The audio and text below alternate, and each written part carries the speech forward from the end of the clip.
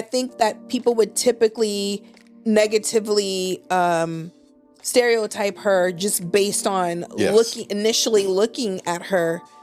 But my goodness, like what she has to say is so powerful. It really is. And it really is. And it didn't take long because, I mean, it was like a few seconds into listening, I was like, oh, right. Okay.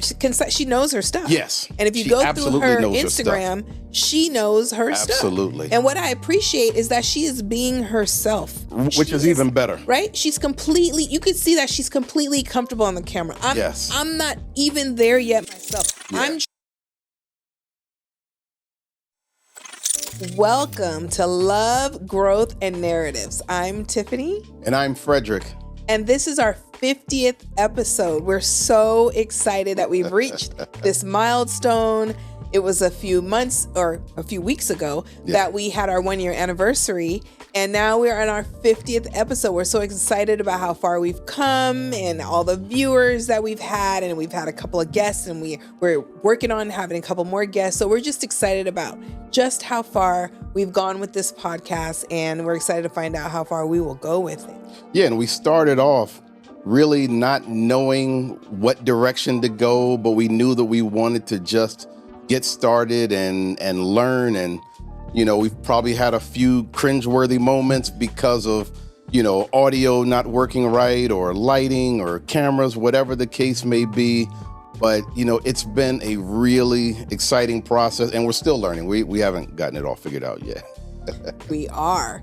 We'd like to announce that we are going to give out a $50 gift card to Amazon. There's going to be a competition, but you have to stick around towards the end of the episode to find out exactly how to be a part of that competition and possibly be a winner. Absolutely. Absolutely. So now we want to get into what we're going to discuss, and we're ready to go. How about you? All right. So today's topic is around judging a book by its cover. And I think we've all been guilty of that. We've been guilty of either doing that ourselves or wanting ourselves to be judged in a certain way based on how we look or how we speak.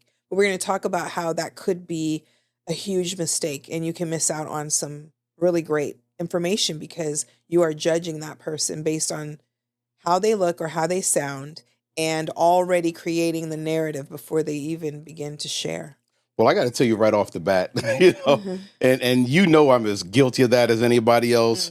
Sometimes you'll send me like Instagrams or YouTubes or whatever, and I see the person and I automatically assume what they're gonna say and how they're gonna say it and everything. And so, like 5 seconds later, I've already pretty much tuned them out and you know, and then you'll say, oh, you got to listen to it. And it's like, oh, okay. All right. I'll listen to it.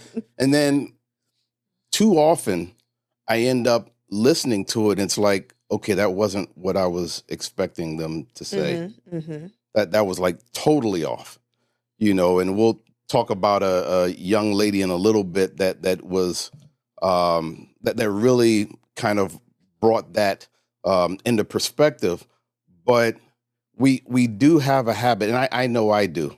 You know, you look at a video, or if you're watching TV and you see pundits on there, and you look the way they're dressed and the way they speak, and it assumes an amount of intellect and competence, which I've learned is a really bad assumption to make. It is. And I'm guilty of it as well, but I'm guilty in a slightly different way in terms of I know that if I speak a certain way and even my mannerisms are a certain way, I know that can get through to certain people. Yes. Even if it doesn't feel like that's who I really am or how I really want to be in that moment. And I think it's important for us all to know how to code switch. Right. But I think I did it to the point that I wasn't even like being myself because I thought being myself wasn't going to get me where I wanted to be. And I think as I'm older, I'm like, forget that. Like, I'm tired of that. I want to be myself. I have something to say, and how I say it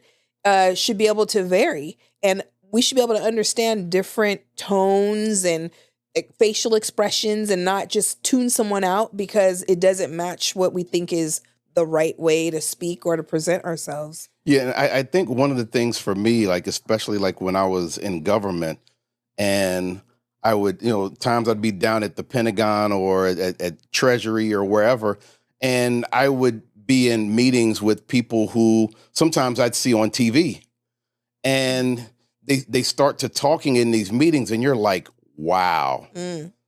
That person is not very sharp at all, and you giving them all this credit because, they have this position and they're on TV and they're dressed a certain way and they speak a certain way. And you're like, wow, this person is really an empty suit. That's kind of probably where the term empty suit came from. But it's just like, it's crazy. Yeah. But then conversely, like I said, I've looked at certain things on Instagram and YouTube where you're like, okay, this person really doesn't have anything to say. And then it's like, okay, well, let me stop and let me listen. And you're like, okay, there's really a brain at work. I mean, this is really thoughtful, intelligent, something I didn't, a point that I never would have considered, and now I'm learning from someone who I totally misjudged. Right. I think someone who always comes to mind when I think about this is someone that I went to high school with who has since passed. His name is Bellum. And Bellum he looked pretty much like a gang member. Yeah. Wore a lot of blue. Just the way he presented himself and, his lexicon and, the way that he said things, you would have never thought when we were sitting in political science class that he would be able to go toe-to-toe with the teacher the way he did. Like, he shocked me. Like, he never had those kind of conversations when we were just talking on the side. But in class, he knew what he was talking about. He could go back and forth. It was, like, amazing to me. And I was like, dude, why are you living this other life when you are so... but I always think about him and how typically he would be seen as someone who didn't know what they were talking about or, but he did. He didn't use all the standard, English that people think is proper and all of that, but his message was clear and he knew what he was talking about. Yeah. And I think there's a lot of people like that and we miss out on those people. Absolutely. Because we're judging them how they look, where they're from, their financial status, their weight. I mean, on and on. There's so many different ways, but typically, especially if they're tatted, their language is very, what's the word to say? Very hip hop-ish. We tend Some people call it ghetto, Right, exactly. Right. We tend to look another way. We just don't even want to listen to them. Don't give them the benefit of the doubt. But we are seeing more and more, I think even with some companies allowing their employees to show up in different ways, not different kinds of dress and just different kinds of, skateboarding through the office and all different kinds of things. Yeah. Right? We're seeing that not everyone has to fit into this one way of being. And in fact, it probably opens up creativity when people are able to be themselves, right? It really does. We see that with artists. They're being themselves, Yes. And so I think that it's very beneficial for us just day to day to also take that on. When we're talking to people, when we meet people, give them the benefit of the doubt and listen to what they have to say and not just quickly judge them just based on how they look or the tone or the what is the word I'm thinking of? They're using slang, so to speak, right? Which what used to be certain people using slang, it's now lots of different kinds of people use the words. It's all common now. And people don't see it the same when it comes out of certain mouths, but it comes from the same place. So, But I tell you, one of the things that was interesting, this is a story that you told me, was that for you not being judged by your cover, but being judged by your voice, and then someone would meet you. Yeah. You want to tell that story? Oh, yeah. I mean, it didn't work out well, but usually if you speak a certain way, they're going to accept you, but that wasn't enough. So I used to work for Contempo Casuals years ago, which is now closed. But we did a lot of business with people, in New York or in other places. And there was a client that we spoke on the phone, pretty much every day because what we had to do, I worked at the district office and, I was an associate buyer. And so we had a good rapport. We laughed and joked and all of this stuff. And that went on for probably years. And when I got to a point where I got to travel for work, I was able to go to New York and meet her. So when I got to the showroom, she was so shocked to see. She said to me, I thought you were like blonde with blue eyes. And I'm like, nope, surprise. Her demeanor completely changed. Our relationship was never the same after that. Like on the phone, like she was totally, she just stayed very business. We didn't joke around. It was totally different. So it didn't help that I spoke her language, so to speak. It wasn't enough. But there are many cases where it is enough, and I've had people and even friends say to me like, "Oh, you're not as I'm blacker than you," even though they're not black, and things like that, which is kind of irritating. But because this is the way that I speak, I'm not trying, but I do know if I want something specific in a certain circle, I do need to go a little deeper. I know that. I know how to do that. But I also just want to be able to be myself and present in many different ways that I think it's all valuable. So I don't want to have to put on another mask all the time. I think there's several masks that are valuable. And I think people should be allowed to be themselves. That's typically who we admire, when someone doesn't actually fit the mold. Absolutely. And we forget that. Yeah. And I got judged a lot when I was in government, not because of my looks. I wore a suit and tie every day, not because of the way I spoke, but because of my CV. I had the experience on my resume, but I didn't have college on my resume. I went, I went in the Army at 17. So I worked my way through from the bottoms of the technological ladder all the way up to the top. But there were people, once they found out, oh, he didn't go to college, then it's like, oh, well, he obviously doesn't know what he's talking about. Forget the fact that he's been doing this, since he was a teenager. No, he didn't go to college. And so obviously he can't be that intelligent. Right. And people even say to me, well, they're shocked, right? Because talking to you, you sound like you got your PhD or something.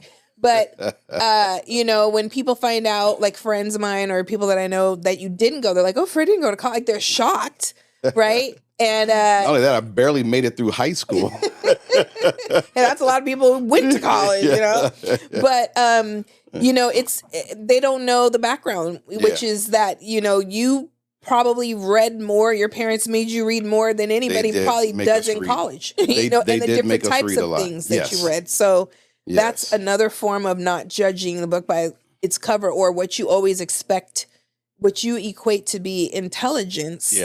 There's different types of knowing. So I think it's important that we visit all of that. And but so, it also put a chip on my shoulder because of the fact that I was constantly judged for that. It did make me feel like, okay, now I need to go a little bit further to be even more intellectual in these situations, to cover up from that. And there were times when people would say, well, all of this, don't you wish you had a degree? And I was like, for what? I'm in the field. I've been doing this for so long. I didn't see where college was going to add anything to it. Right. But a lot of people were just hung up on that, and so when I started off as a GS-14, which everyone told me I would never become a GS-14 without a degree. And I was hired in as a GS-14. And then they were like, well, but you'll never get promoted after that without a degree. No one was talking about whether I was competent or not. No one was talking about, whether I had leadership skills or not. You had people that were just, they couldn't get the mind off, he doesn't have a degree. Right. And so when I got promoted to a GS-15, people were losing their minds. They were like, how does that happen? You can't do that without a degree. And it's like, really, that's all you care about. And that's why I felt great that a lot of the technology companies, they removed their college requirement. They don't care because it's like either you can do the work or you can't. Right. So it was a big chip on my shoulder. Right. I'm sure. And so, this topic has come up for us many times. Yes. But I feel like the inspiration really behind this, like us making this into an episode, was someone on Instagram. Absolutely. Right? And I want to make sure I say her Instagram correctly. And we have permission to share her information, and it is Da Big Mama 214. Did I say that right? Yes. Da Big Mama. And I'm going to leave a link in the show notes to her Instagram. And I really encourage everyone, especially if you have kids, especially if you have kids, I really encourage you to listen to what she has to say, because she has some excellent information. And I remember when you sent it to me, and I did what I do, and I'm like, oh boy, and you were like, no, watch it. And I'm listening. I was like, oh, wow. Oh, wow. Yeah. Yeah. I was like, and then I started really getting excited, because I'm like, okay, this is what we need. We need more people talking like this. And it kind of took me back into thinking about, Ryan Coogler, and Chris Smalls and what they've had to deal with. And I'm starting to get to a point where I really wish we had more people like that, not fewer, but more. Right. And if I didn't say her name correctly, let me say this again. It's the real Big Mama 214 on Instagram. And she's going to be coming out with a podcast too. And yes. We will be listening to that. Yeah. A friend of mine sent me her video. She's talking about her child has autism, and she's talking about what she did to get support for her child prior to him even entering school. And so the big thing is that, I think that people would typically negatively stereotype her just based on initially looking at her. But my goodness, like what she has to say is so powerful. It really is. And it really is. And it didn't take long, because it was like a few seconds into listening, I was like, oh, right. Okay. She knows her stuff. Yes. And if you go through her Instagram, she knows her stuff. Absolutely. And what I appreciate is that she is being herself. Which is even better. Right? You could see that she's completely comfortable on the camera. I'm not even there yet myself. Yeah. I'm trying to be more comfortable, but I've been putting on this, trying to make the cover of the book look better for so long. It's hard to just relax. But I admire that she's just being herself. Yes. And how much knowledge she has around this topic. So definitely go and check her out. Absolutely. As we were saying, like, a few other people, like, we all know that we love Ryan Coogler, all his stuff that he's done, Black Panther, Sinners, on and on. Yeah. Some really great cinema. Yeah. And at first I had never seen or heard him speak, right? And then after Sinners, it was a lot of like a little bit more interviews, and it was like, wow, I was kind of shocked to hear. I don't know if I was as shocked to hear the way that he spoke as I was that, wow, that means some people sat and let him in the door. Yes. That maybe in the past people from the past would not have done that. And that there just told me, like, we are changing, as much as it doesn't seem like it, and as much as some people are trying to turn things back, we've come a long way. Yeah. And I feel like, at least for me, I feel like I've come a long way, because had I seen someone like that years ago, I would have been thinking, oh man, I wish they could just talk a little bit more proper and everything. And now I'm like, no, you talk the way you talk. That's right. And maybe I'm probably envious of people who are that comfortable in their own skin, for sure. that it really doesn't matter. This is who I am, and have that level of intellect that shines through everything. Because Ryan Coogler, once you start, and I think I started, I saw my first interview with him. It was around the time of Fruitvale Station. It was probably, I'm sure it was before Black Panther. And I was like, who is this guy? And I was thinking the same thing that you were. I was like, who let him in the room? But then it's like, he starts talking and you're like, wow, this guy is fascinating. Yep. So shout out to the people who let him in the room, first of all, because typically people would shut people out, of a lot of spaces when they, present that way. And shout out to him for just being himself. Because I've heard of celebrities being suggested that they go to, especially the women, go get more refined. And, Yes. they try to have Beyonce get rid of her Texas, slang. And I think I heard some. Well, that was a big thing on Magic Johnson back in the, what was that, late 80s when he had the talk show? Oh, right. That was one of the big things. They were like, oh, man, Magic don't know how to talk. Magic is obviously as intelligent. I mean, it's just like, you obviously can't doubt his intellect. Right. But back then, that people talked a lot about that. It was like, man, he needs to learn how to talk. And I know, so there's been a lot of people, Beyonce, but there's a lot of them. And now I feel like, no, talk the way you talk. Right. Because not just for your benefit, but for the benefit of everyone else, for other people coming up behind you who also don't want to change the way they dress or their accents or everything else, and shouldn't have to. Right. And they really shouldn't have to. Right. Exactly. I agree. I mean, I'm not saying we can all walk in, baggy pants in every single, room, but for the most part, we should be able to present as ourselves. And if we have something to say, hopefully the person you're speaking to is intelligent enough to listen to the words. Like the fact that somebody would question Magic. Yeah. You know what I'm saying? Like, oh, you're still not right until you do this the certain way that we think you should. That's ridiculous. Yes. I mean, that's ignorance on that person's part. And what I also would want to say is that the other side, the flip side of thinking that because someone has all of this experience in college, has all this degrees, they're dressed a certain way, they're in a certain room, right? That they know more than you, right? I saw some interview with Barack Obama who was saying that. He was like, you walk in these rooms where everyone's supposed to be top notch, and then they start opening their mouth and you're like, huh? Yeah. What?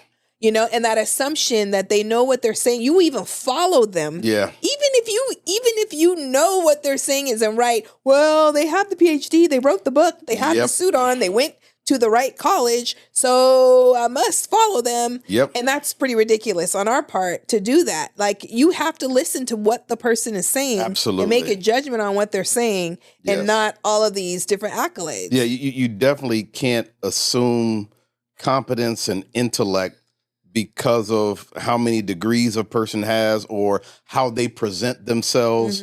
Because, I mean, and I'm sure everybody has seen this, where you see someone who just looks the part, and as soon as they open their mouth, you're like, wow. Right, exactly. You're an idiot. Yeah. Or because they have money and they've become what you consider successful financially. Yes. A lot of people get to those places without barely using a brain cell.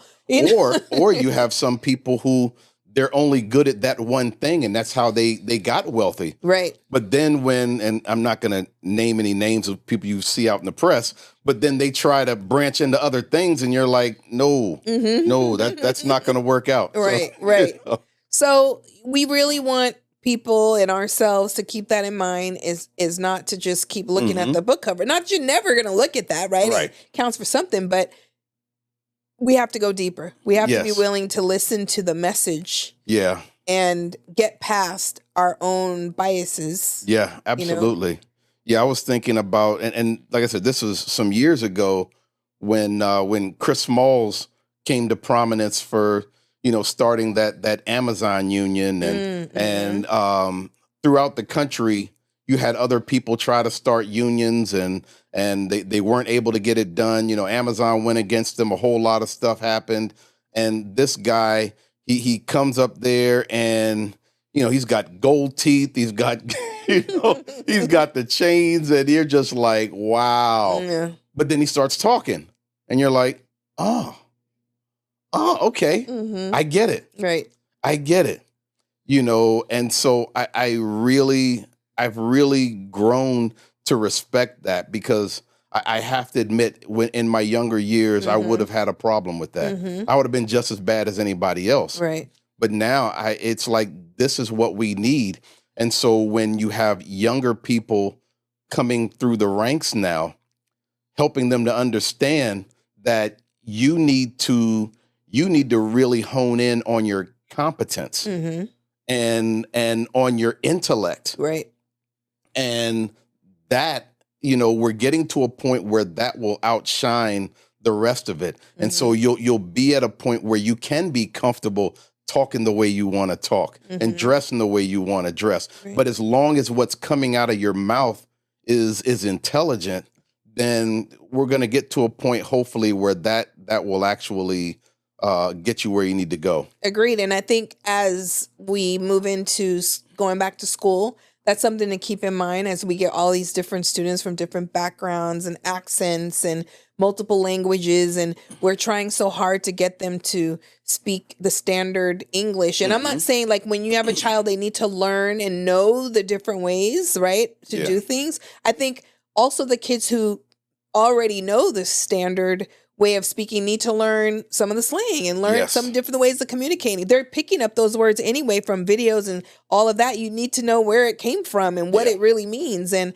so I think it's okay that we learn all of it. Absolutely. Right? We don't need to beat you into one way of being and expressing yourself. Like you said, the intellect doesn't have a specific sound other than like, you might want to get your vocabulary in there, know what you're saying, right? Know what you're talking about, but how you deliver it could vary. Yeah. Yeah, we really do need to stress on competence, and, especially like I think so much about my time in government or my time in the military, and you meet these people with their PhDs and calling themselves doctor this and that. And this is not putting down people with PhDs, but a PhD does not guarantee competence. I'm sorry. Right. No, absolutely it really doesn't. And you get around this person and they're doctor whatever, and then they start talking. You're like, wow, where did you research that? Right. Right. Yeah. And I'm sure, like, especially with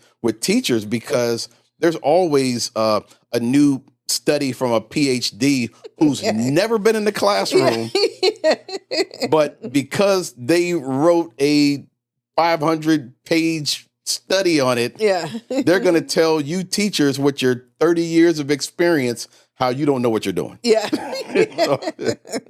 So yeah, exactly. And like I used to eat all that up, like, oh, this person knows and that person, but when you've done it long enough, you're like, this is just repackaged information or just whatever. You know what I mean? You just have to use your common sense. This isn't to beat up on people who have PhDs and who have done all of this, work.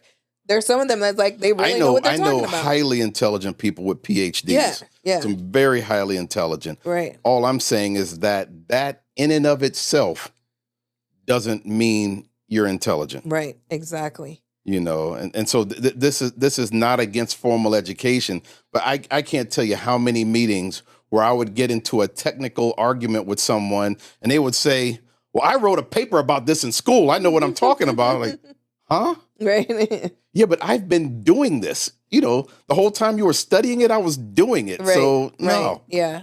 Yeah.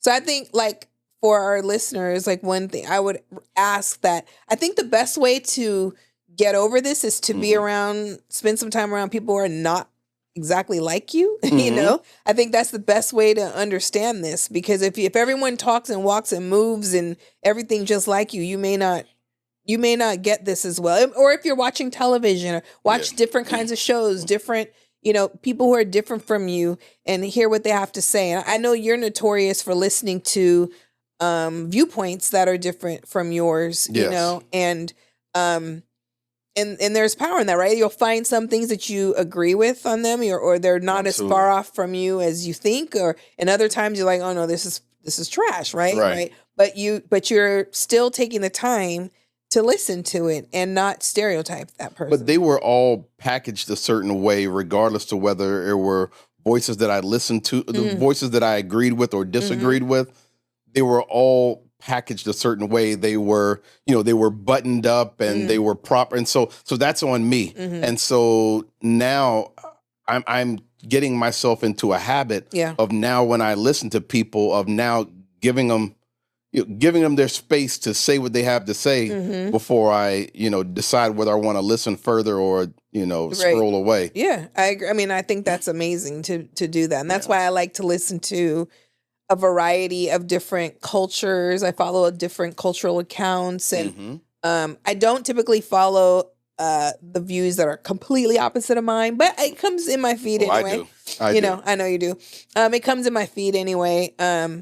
But I'll listen to it for that second or two that they have on there. But I think it's important to listen to different viewpoints and listen to the people on the street, on the ground, because it's a whole nother thing, of course, with media and how they're going to, with formal media, I guess, how they're going to curb the story to fit a narrative. But I would challenge you really to listen to people who you think have starkly different opinions than you do, because sometimes you'll find that their opinion isn't that far away from yours. They look a certain way, or they're on a certain channel, and people make that assumption, oh, they're on that side. Yeah. So there's no way I can learn from them. But often what you'll find is, first off, you'll find that you're not as far off as you think you are in some cases. And in other cases, they may highlight something that you had never thought of. And so it may not totally change your mind of their way of thinking. However, they may add a bit of nuance that can actually be of value. And so that's why I love listening to voices on the left and the right, since I'm neither. I love listening to voices, that I normally would disagree with. And I do find in so many ways, like, oh, wow, I actually am not that far off from that person. Yeah, I guess I'm gonna have to try that more. I've listened a little bit more to Candace Owens on a few platforms, and it hasn't. But she's also changed a bit, so she's been easier to swallow. well, some of her. I mean, Candace. I like watching Candace, and there are some things that she says that I think are really deep, and other things that I kind of like. Okay, yeah, that's going too far. Yeah, same. So, but a lot of that is with just about anybody that I listen to. I'm gonna find something where it's kind of like, you're really going around the bend on that one, right? I listen to Ben Shapiro, who a lot of people really don't like, but I listen to him regularly, and yes, there are plenty of things that he says that I'm like, yeah, that's crazy.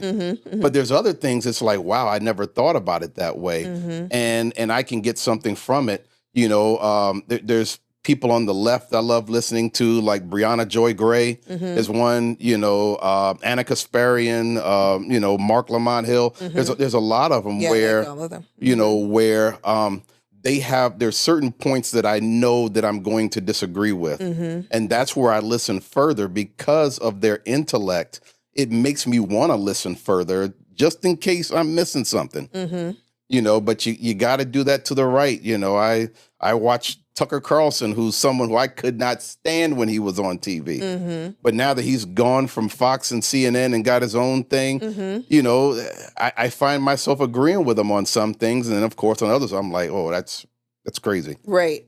But that's a little different from what we're talking about in terms of, we're talking about, that's thought process is very different from us. But we're talking also about, like, just based on the way a person looks and their tone and the type of vocabulary they use. Yes. Counting them out or counting them in too quickly. And so... And we had some examples of people who look the part but aren't the part, but I didn't want to really start bringing up names. But if people cannot figure that out, they're not using the brain in their head. Because there are so many of them, and they're on TV every day, and they're all buttoned up, and they look so intellectual. And as soon as they open their mouth, you're like, wow. Or make a decision. Or make a decision. Even better, especially when you look at a lot of the politicians and, nowadays folks in Congress, it's like, oh boy. Woo. Exactly. Yeah. But one of the things that as we start bringing this to a close, I would love for the viewers who have seen or heard people who fit this mold, who don't, dress the part and look the part, but speak the part. I would love for them to, put some of those in the comments, because I'd like to see some of those as well, because I'm really starting to enjoy that. Right. Yeah, I agree with you. Yeah, I agree. Yeah. Yeah. So this has been a great conversation, but we Yes. want to get to our prize that we want to Yes. give out, Yeah. you know? So we are wanting to give out a $50 Amazon gift card to someone who shares like one of the most powerful stories Yes. around not stereotyping someone either negatively or even positively, thinking that they're more than they might be once they open their mouth. So we want you to share those stories in our feed, and, Yes. you know, and we will go through them, and the one that kind of hits us the most, we will send out a gift card to you. So please, and actually share this, because the more stories, the better. Yes. We appreciate that. And we'll also share some stories that if we found some that were just really, you know, you got to mention them, we'll share those as well. Absolutely. But there'll be that one winner, and we're looking forward to doing that. Did you want to add anything to that? No, I think that you said exactly what we were looking for, but I really appreciate on this 50th episode. I really appreciate those that have stuck with us, as well as those who just discovered us. You know, we're always working to get better on this. You know, we went from, like Tiffany said, we went from audio to video with phones. And now we're with cameras and lights and all this kind of stuff, guests. and still trying to figure out the perfect way to do these things. Right. But, you know, stick with us, and we're going to continue to get better with this. We are. So we're looking forward to seeing your messages. So for this 50th episode of Love, Growth, and Narratives, I'm Frederick. And I'm Tiffany. Thank you so much, and we will see you next time. And don't forget about the comments. That's right. Bye-bye.